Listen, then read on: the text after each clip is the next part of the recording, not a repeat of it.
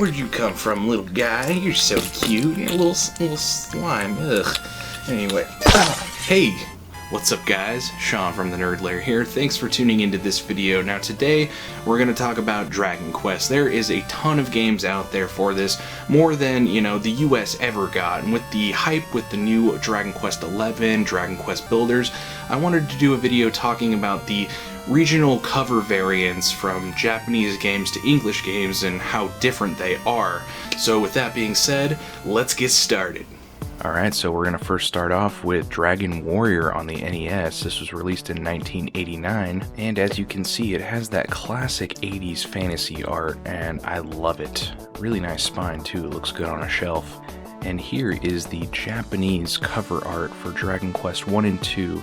Now for some reason, I think it was just property rights or whatever, they had to change Dragon Quest to Dragon Warrior when they brought it over to the US, which is another reason why the artwork is different too. They have the Akira Toriyama art style, which is prevalent throughout the entire Dragon Quest series, and I have to say, it is just timeless. You can't beat this artwork. In the 80s it looked good, and still in 2019 it looks good, but I'm still a huge fan of this classic late 70s, early 80s art style. Reminds me of vinyl records, cigarette smoke, and wood grain. Oh yeah, there's also another cover variant, a remake of Dragon Quest 1 and 2 on the Game Boy Color, and that Akira Toriyama art style is just freaking awesome. Super colorful, it's really inviting, and it just makes you want to play an RPG.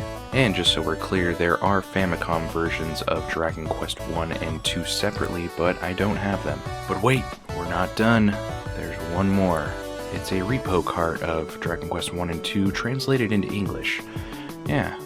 Alright, let's continue with Dragon Quest 3 on the Super Famicom. This hero is definitely my favorite out of all of the heroes in the Dragon Quest franchise, and as you can see, the American version on the Game Boy Color is still Dragon Warrior because, copyright issues. Oddly enough, I think I enjoyed the American cover art more, but let's take a closer look at the Japanese one. It definitely looks like there's more detail that went into the drawing of the hero, but everything's a little bit closed off and, there's not a whole lot to look at. With the American cover art, it's definitely a lot prettier. Not as detailed, but it's still pretty detailed, and there's more characters on it, so yeah. Alright, so there's both of them side by side. What do you guys think? I still like the American Dragon Warrior 3 cover art, but both of them are awesome. I can't deny that at all. Alright, let's continue with Dragon Quest 4. Let's start off with the Famicom version. I really like this cover mainly because the female hero is emphasized on the front. For the PlayStation 1 version, we have no female hero on here, just the male version. Fish Boy is what we call him. And last but not least, we have the American cover art for the Nintendo DS and a subtitle, Chapters of the Chosen. I don't know if that's what the Japanese ones are called, but it looks pretty good. Here's all three of them together again, and the Famicom version is still my favorite. There's actually Dragon Warrior 4 on the NES with that old art style, but it's really rare, and I don't have it. And that's right, you guessed it, we're moving on to Dragon Quest V on the Super Famicom. And this is the first cover, in my opinion, for the Dragon Quest games that if you didn't know what it was, you would assume that this is from Dragon Ball or Dragon Ball Z or something like that, until you look at the bottom and see that cheeky little slime. Great! And for the American cover art, Dragon Quest V, Hand of the Heavenly Bride. Everyone's a little bit more chibi looking in this one, which normally I wouldn't mind, but still, I think I enjoy the Super Famicom cover for the Japanese one a little bit more. There's just more to look at, a little bit more colorful, and overall it just looks more aesthetically pleasing. And that's right, you guessed it, Dragon Quest VI is up next on the Super Famicom. This cover is really colorful. Everyone's riding on a dragon, having a grand old time, little old guy in the background. And here we have the American cover for Dragon Quest VI, Realms of Revelation on the Nintendo DS. I actually like this cover just a tad bit more. There's just, more to look at, a little bit more colorful, and there's that cheeky little slime down in the corner. And here we have both games side by side, American and Japanese. What do you guys think? Let me know down in the comments. Alright, up next is Dragon Warrior 7, still Warrior, not Quest for, reasons, but the Japanese cover for this is the exact same thing, except it says Dragon Quest, not Warrior. Still, the cover's great. The games seem to have this theme of cutting off the background, but whatever. And here we have the American remake on the 3DS, Dragon Quest VII Fragments of the Forgotten Past, and this cover is definitely the better one out of the two. There's just a lot more characters, it's more colorful, and it's Dragon Quest now, not Dragon Warrior, so definitely a lot better. And here's the side-by-side comparison. I think the Dragon Warrior one is just a little bit more nostalgic for me because PlayStation 1, but both covers are awesome, can't deny that at all.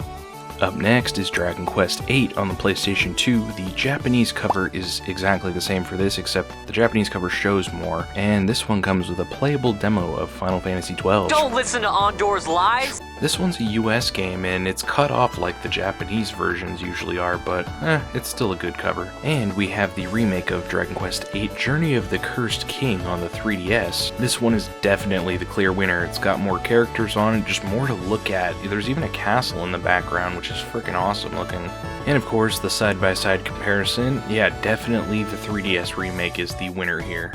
And the final games that I'm going to show in this video are Dragon Quest Monsters for the Game Boy and the remake for the 3DS that only came out in Japan. The style of the Dragon Quest Monsters games is more closely related to Pokemon as far as gameplay, whereas you'll be capturing monsters and using them to battle. And I saved the best for last, the US version of Dragon Warrior Monsters on the Game Boy Color. Look at that god-awful artwork, Jesus Christ. That CGI art style did not age well at all, it just looks so bad.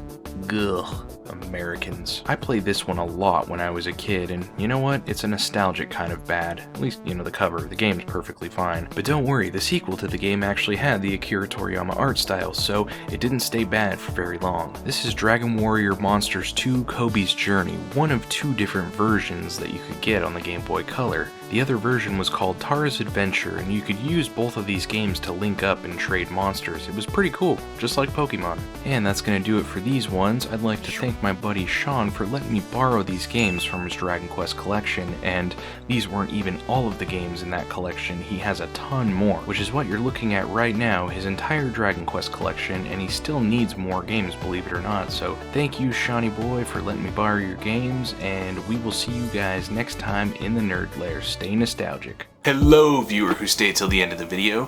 Thanks for watching. You're awesome. If you enjoyed this video, go ahead and click some of these over here, because if you like this one, you might like those as well. Go down the Nerd Lair rabbit hole. I have a ton of videos that I upload every week, at least once. And go ahead and click the like and subscribe button and the bell icon if you're new to the channel.